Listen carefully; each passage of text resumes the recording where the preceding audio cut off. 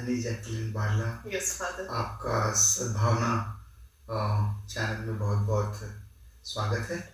और ये बड़ी खुशी की बात है कि आपने दिल्ली से सेंट जोसेफ एकेडमी से अपनी स्कूलिंग की और बाद में कोयम्बतूर में करुणालय कॉलेज में आपकी पढ़ाई पूरी हुई और उसके बाद आप यूएसए आईटी कंपनी में या सेक्टर में आपने काम किया और फिलहाल आप इंडिगो में काम कर रही हैं। तो मैं चाहूँगा कि आप इस मुकाम तक कैसे पहुंची इसके बारे में थोड़ा बताएंगे आप?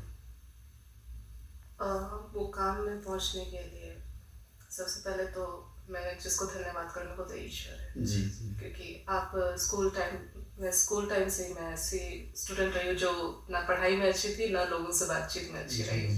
तो मैं अकेली रहना पसंद करती थी, तो इसी की वजह से काफ़ी बुली होते थे। तो फिर आपका सेल्फ कॉन्फिडेंस वगैरह सब डाउन हो जाता है उस टाइम पे। तो जो सब लोग करते थे वो भी मैं करने की कोशिश करती थी, बट वही ईश्वर जानता है कि आप किस चीज़ में अच्छे हो। तो मैं जो भी अपने मन से करती थी वो सारा फेल हो जाता था। तो फिर बाद में मैंने कहा ठीक है छोड़ देते, जो ईश्वर चाहेगा उसमें करेंगे। तो जब मैंने स्कूल के बाद मैं निकली, मेरे को देखो 10th में एक अपनी बड़ी अच्छी बेस्ट फ्रेंड मिली। उसने मेरे को दिखाया कि कैसे बातचीत करना है, कैसे लोग अपने आप के लिए कैसे आप खड़े हो सकते हो। और मैं सच कहूँ तो उससे मैं इतनी इंस्पायर हुई क्योंकि जब मैं अपने लिए खड़े होने लगी ना जी, तो तब जाके मतलब ऐसा भी नहीं है कि लड़ाई हो जाता है।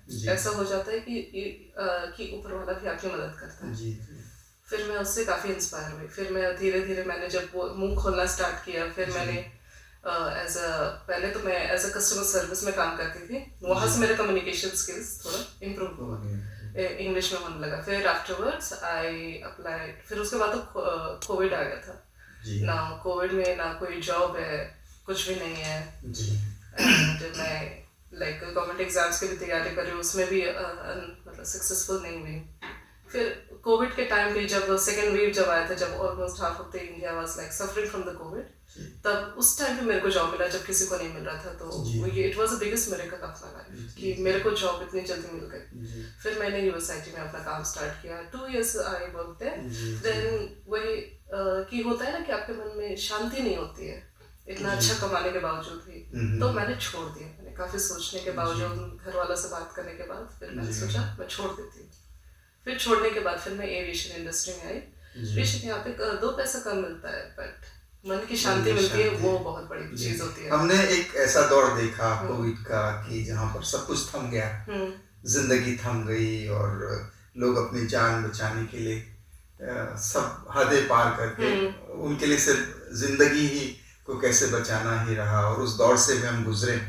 और उसके बाद में विशेषकर यूथ जो है वो उनमें एक तरह का बदलाव देखा जा रहा है। और बदलाव इसलिए भी कि आज का जो आधुनिक समय है, मॉडर्न टाइम है, उनके बिहेवियर में, उनके फैमिली लाइफ या सामाजिक ले लो या देखो मंदिर या चर्च या मस्जिद जैसी जगहों पर भी एक तरह से एक डिक्लाइन या गिरता स्तर देखा है।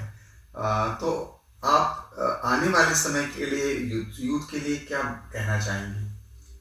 मैं यूथ को यही चीज़ बोलना कहूँगी, आप कुछ भी कर रहे हो जी, उसको करो, लेकिन अपने पे भरोसा मत करो। क्योंकि हमारा बाइबल खुद कहता है कि तुम don't lean in your own understanding, जो कि एक्चुअल में सच्ची बात है। मैंने खुद एक्सपीरियंस किया तो मैं समझ गई कि सब कुछ ऊपर वाले पे छोड़ दो, वो आपका काम कर देगा। हमारा खुदा इतना महान है, वो क्यों नहीं करेगा अपने बच्चों के लिए? तो हम क्यों इतना स्ट्रेस ले जब वो हमारे लिए करने को रेडी है। तो फिर मैं यूथ को यही बोलूंगी, तुम कुछ भी कर रहे हो ना, ईश्वर को सौंप दो।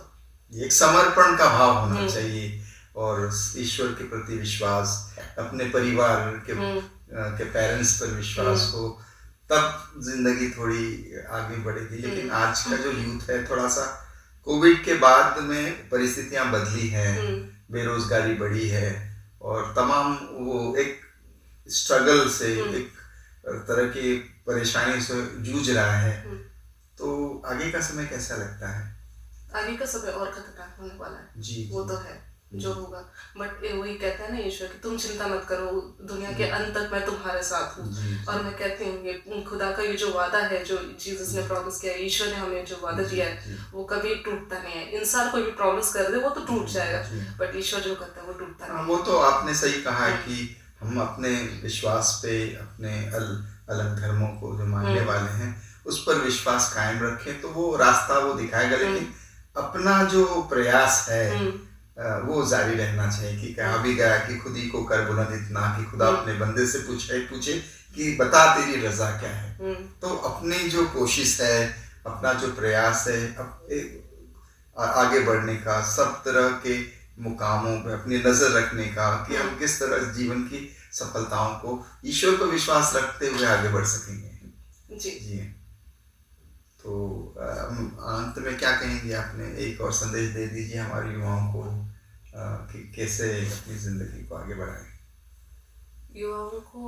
यूथ को मैं बस यही बोलना चाहूँगी, आप जो भी कर रहे हो ना उसको मन लगा के करो, ठीक है? कुछ भी आपको कोई भी इंटरेस्ट हो, चाहे आपको वीडियोस में इंटरेस्ट हो या फिर कोई भी म्यूजिक, कहीं भी किसी चीज़ में किसी भी फील्ड में आपको इंटरेस्ट हो ना, आप उसको मन लगा के करो और ईश्वर को सौंप दो। अब मैं कहती हूँ ईश्वर आपको उसी में आशीष देगा और आप कभी पीछे नहीं हटोगे। बहुत बहुत शुक्रिया एनी जैकलिन बारला जी, आपने हमारे साथियों को बताया कि जिंदगी में कभी हार नहीं माननी चाहिए, विश्वास कायम रखते हुए अपने प्रभु पर अपनी जिंदगी को आगे बढ़ाइए। और यही है, युवाओं में भी तो जोश होता है ना, उनमें करने की एक कामना तमन्ना होती है।